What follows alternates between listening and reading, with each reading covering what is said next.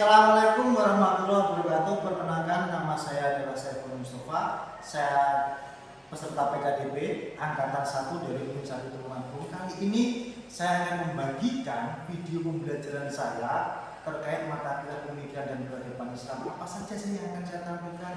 Ada banyak hal sekali di sana, mulai dari sejarah teologi, mulai dari kontestasi, mulai dari berbagai sekte atau madhab, semuanya akan saya tampilkan di dalam video pembelajaran saya yang akan saya unggah di akun YouTube, dan itu bisa diakses oleh semua orang termasuk mahasiswa saya. Maka selamat menikmati dan mohon saran dari YouTube. Terima kasih. Baik, assalamualaikum warahmatullahi wabarakatuh.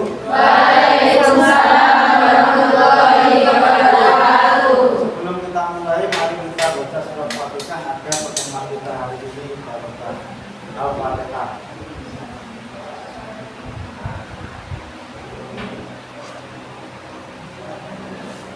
Oke, selamat siang teman-teman. Alhamdulillah kita bisa bertemu lagi di kelas kita hari ini untuk melanjutkan mata kuliah pemikiran dan peradaban Islam.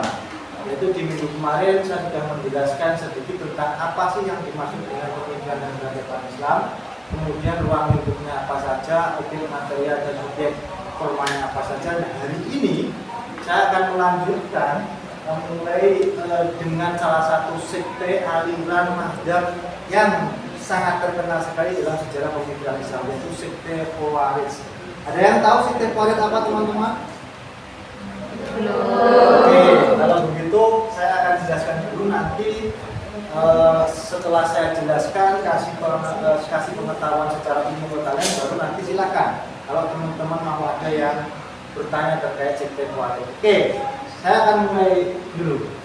Jadi sepeninggalan Nabi Muhammad dan dilanjutkan oleh Khulafa Rasyidin, gitu ya, Khulafa Rasyidin, bahwa ada berbagai perbudakan di dalam sejarah peradaban Islam kita, sehingga muncul berbagai sekte-sekte aliran yang salah satunya adalah Khawarij ini tadi.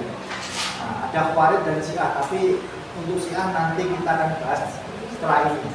Yang jelas salah satu sekte yang terkenal di dalam sejarah peradaban Islam klasik, kalau boleh disebut seperti itu, adalah sekte Khawarij. Nah, apa yang menyebabkan sebetulnya kemunculan dari sekte Khawarij itu? Kalau teman-teman lihat di smartboard ini, sebagaimana yang muncul di sini, teman-teman bisa membacanya.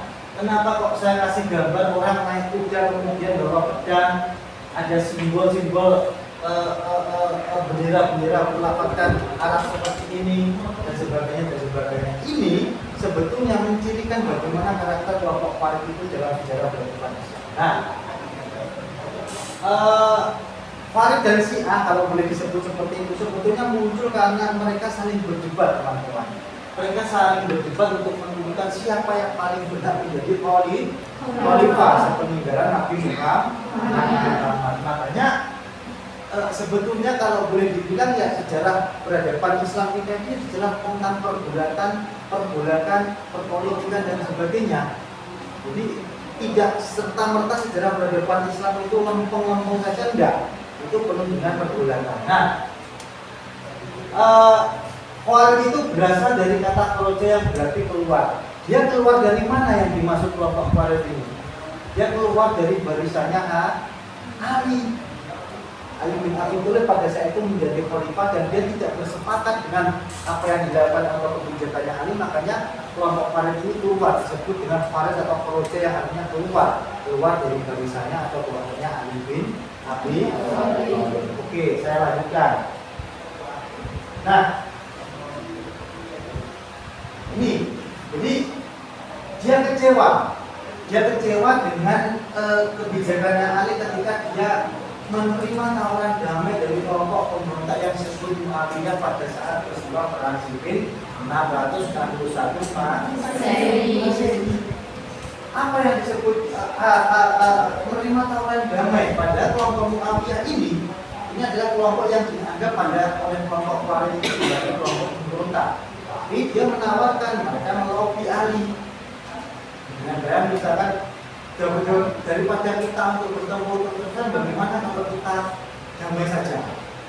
Ali dengan mempertimbangkan banyak hal, akhirnya menerima proses zaman itu lah. Kelompok yang disebut pada akhirnya nanti itu tidak terima.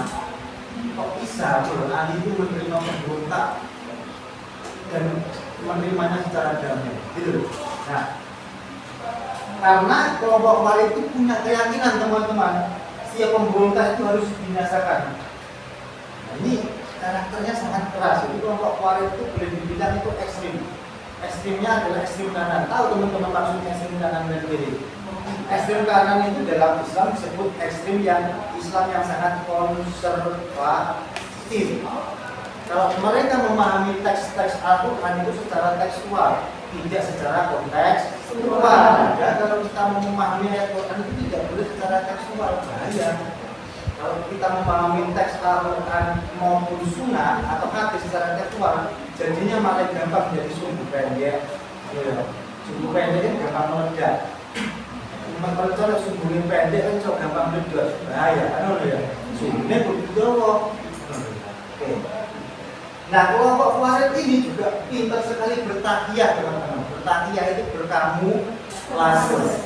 Jadi, nah, nanti pada perkembangannya mereka itu terbagi menjadi 4 golongan besar: Ashabul Haq, Sekte Najat, Sekte Ajariyah, dan seterusnya.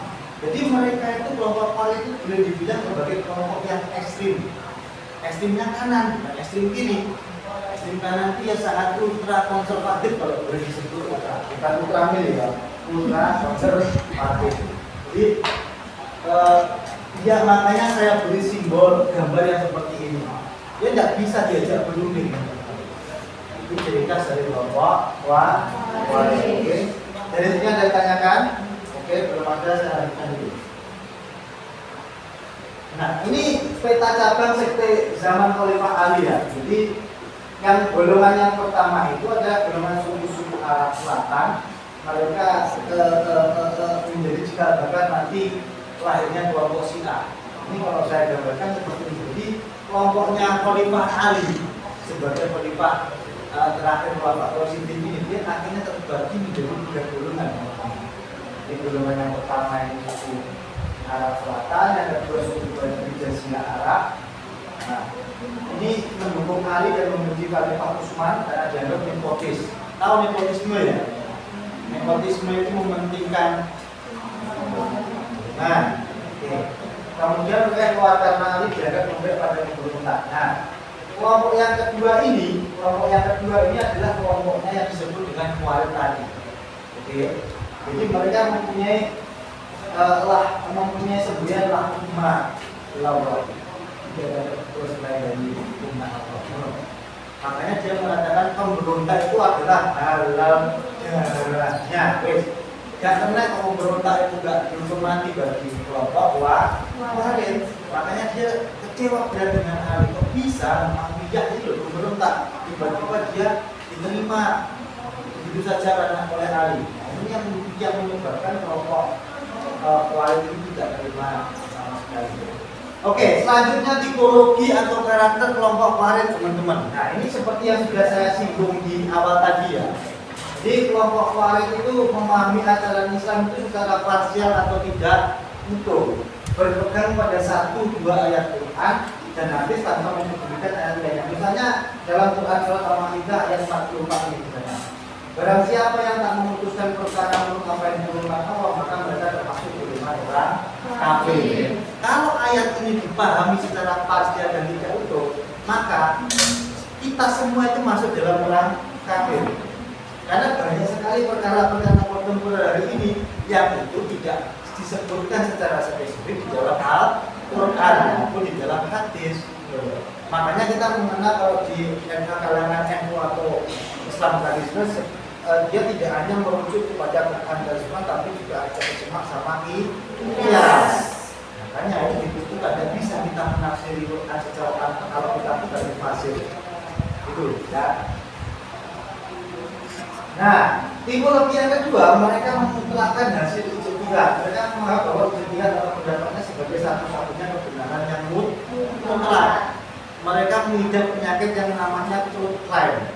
Apa yang disebut truth claim? Truth claim itu adalah kebenaran mutlak. Hanya kebenarannya yang dianggap benar. Semua orang di lain kelompoknya dianggap salah, kafir, sesat, dan seterusnya dan seterusnya. Nah, mereka juga bersifat eksklusif sekali. Mereka tidak mau membuka diri kepada kelompok di luar dirinya. Makanya dia sangat eksklusif. Apakah kelompok Khawarij itu sekarang masih ada? Kalau dari penjelasan tadi, ada. Ada. Kalau namanya Khawarij sudah tidak ada. Tapi kalau tipologi, karakter, model itu masih ada. Coba lihat misalkan saudara-saudara kita yang masuk dalam golongan Islam garis keras itu, yaitu boleh disebut mereka sebagai neo-Khawarij. Khawarij model baru di zaman kita saat ini. Oke, tadi itu Mbak. Ada yang mau ditanyakan? Silakan angkat tangan. Oke, Mbak siapa? Alvina Salina. Oke, silakan Mbak. Izin bertanya. Oke. Jadi pengertian dari statewide itu apa? Pengertian dari Statewide. oke, pengertiannya saja. Ya. Oke.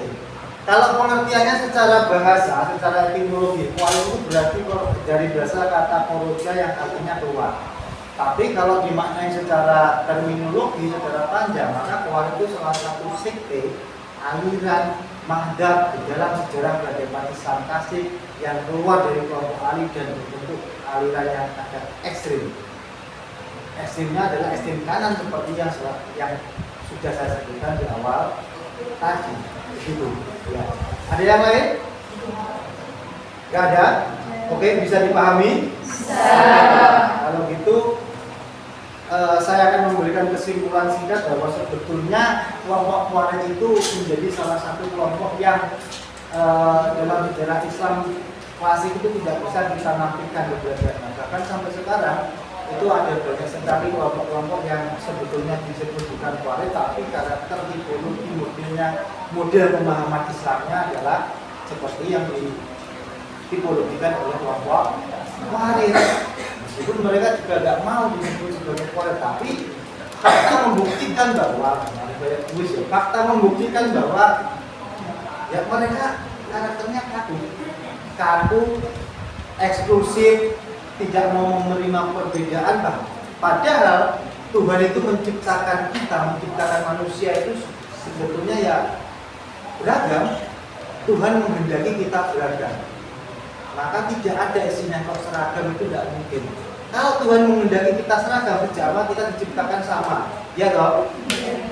Faktanya di seluruh dunia itu kita beragam, kulit, ras, suku dan sebagainya. Berarti keragaman itu adalah keniscayaan dan Tuhan memang menghendaki kita untuk beragam. Mungkin itu dari saya. Kita akan ketemu lagi minggu depan di jam dan kelas yang sama. Disiapkan untuk materi selanjutnya. Teman-teman bisa membaca slide yang sudah saya bagikan. Kita akan lanjutkan untuk diskusi yang lebih asik lagi minggu depan. Oke, akhirul kalam, Assalamualaikum warahmatullahi wabarakatuh. Waalaikumsalam.